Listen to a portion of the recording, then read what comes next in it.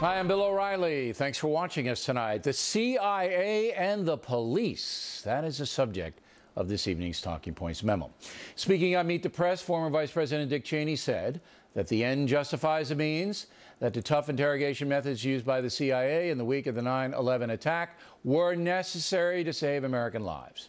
Mr. Cheney says he would not change a thing. He'd do it all over again. And most folks seem to agree with that assessment. A new Pew poll asked, were the CIA's interrogation methods justified in the period following the September 11th terrorist attacks? 51% say justified, 29% not justified, 20% don't know. Do you believe harsh interrogation methods prevented another terrorist attack? 56% say yes, 28% no. So the folks seem to be siding with Mr. Cheney. According to the controversial Senate intelligence report, at least 26 detainees were abused or wrongfully held by the CIA. The agency says only 3 were waterboarded. The report implies more were. The report also says the CIA misled Congress and President Bush, but specifics on that are lacking. Methods of interrogation included sleep deprivation, ice baths, force feeding, shackling, and slapping. At least 2 detainees died while in CIA custody. Now, some Americans are outraged, saying the interrogations were a gross overreaction to the al-Qaeda attack. Many of those folks also object to drone warfare aimed at jihadists and using ground troops to attack them. In addition, they oppose the Guantanamo Bay prison facility, as well as other terrorist detention centers worldwide. So my question is a simple one, because I am a simple man. How exactly would you defeat the terrorists who have declared war on America? How? In Sydney, Australia today, Muslim fanatic apparently kills 2, injures 4 others before police shoot him dead. Another lone wolf terror attack that we're seeing all over the world. So far, all the wolves have been Muslims. So again, if you're not going to use drones, tough interrogations, ground troops, or detention centers, how are you going to stop the madness? The answer is you're not going to stop the madness. The jihadists are going to continue to attack, and you are going to have to absorb the punishment they distribute. Vice President Cheney was talking about life and death.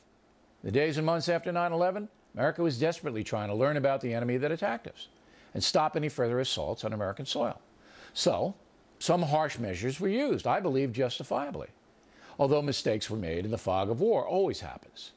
The USA did not overreact by roughing up some jihadists. We did overreact by invading Iraq. The solution to the torture debate is to stop the witch hunt right now and pass a law that says only the President of the United States has the power to order harsh interrogations. He or she must sign off on them. That way, one central authority can dictate the methods used in extreme circumstances. That law should be passed as soon as possible so the madness can stop. We need robust intelligence agencies to protect us, and if you don't understand that, you are a fool. Also, it's important to understand that some who object to confronting the terrorists do so because they believe America brought the terror war on itself. The far left is very consistent. It's always America's fault. Therefore, anything that weakens the USA's power is good. These people drive much of the debate about torture. The CIA controversy is similar to the anti-police movement we're seeing. That was ignited by the deaths of Michael Brown and Eric Gardner. Over the weekend, there were a few well-planned demonstrations implying that American police and prosecutors do not value the lives of black citizens. In New York City, a college professor was arrested for attacking police. There's the attack. 2 NYPD officers were injured in the melee. The man, Eric Linsker, teaches at the City College of New York and Baruch, and he's been charged with assault on a police officer and inciting a riot, among other things. Do you think the colleges will dismiss him if he's found guilty? Don't bet on it. Some college officials despise the police, as do some on the street.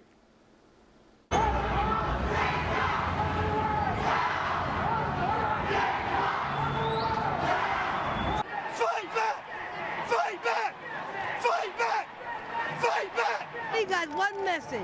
Kill the killers, shoot them back, a body for a body. Get it straight. In addition, the actor Samuel L. Jackson put forth a song.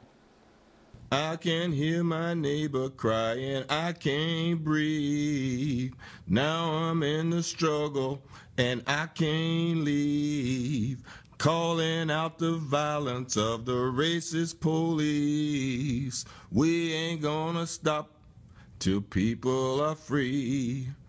We ain't gonna stop till people are free. Come on, sing it out. Now, Mr. Jackson is entitled to his opinion, and it would be interesting to see if he can defend it. But a far more serious question is, does New York City Mayor Bill de Blasio distrust his own police department? Some police officials are accusing de Blasio of just that. And there's even a petition whereby police officers are demanding that the mayor not attend their funerals should they be killed on the job. Jesse Waters will have more on this intense situation later on. Some of the anti-police demonstrators continue to shout, "Hands up, don't shoot," even though 15 out of the 20 eyewitnesses testifying before the grand jury in Missouri apparently did not see Michael Brown with his hands up in the surrender position. 15 out of 20. Nevertheless, some protesters continue to put forth that scenario. They do so because they don't like the police, and they want to see the justice system torn down. Last week, Russell Simmons said on this program that blacks selling hard drugs like heroin, cocaine, and meth were not committing violent crimes and should not be incarcerated. Of course, that opinion would lead to anarchy in the streets and the virtual destruction of poor neighborhoods.